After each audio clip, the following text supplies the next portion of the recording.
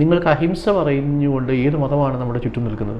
അഹിംസ പറഞ്ഞുകൊണ്ട് നിൽക്കുന്ന ഒരു മതത്തെയോ ഒരു ദൈവത്തെയോ നമുക്ക് ചൂണ്ടിക്കാണിക്കാൻ കഴിയില്ല. ഉദാഹരണത്തിന് ഭഗവത്ഗീത പറയുന്നത് എന്താണ്? വയലൻസാണ്. അതിൽ നോൺ വയലൻസ് ഉണ്ടെന്ന് ഗാന്ധി പറയും, പക്ഷേ ഭഗവത്ഗീത വായിച്ചവർ പറയില്ല. ബൈബിളിൽ ഒരു ഘട്ടത്തിൽ പഴയ നിയമത്തിൽ എന്താണ് പറഞ്ഞിരിക്കുന്നത്? പൂർണ്ണമായും വയലൻസാണ്.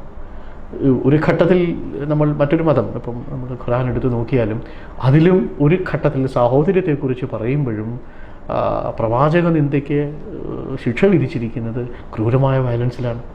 ആ വയലൻസ് മതത്തിൻ്റെ പ്രൊഡക്റ്റാണ്, മതത്തിൻ്റെ സ്വഭാവമാണ്. അതുകൊണ്ട് തന്നെ ആ മതത്തിൻ്റെ ദൈവത്തിന് വയലൻസിൻ്റെ രൂപമാണ് ചേരുന്നത്. അപ്പോൾ കൂടുതൽ മതാത്മകമായാൽ കൂടുതൽ വയലൻ്റായ ദൈവത്തെ നിങ്ങൾ ഇഷ്ടപ്പെടും.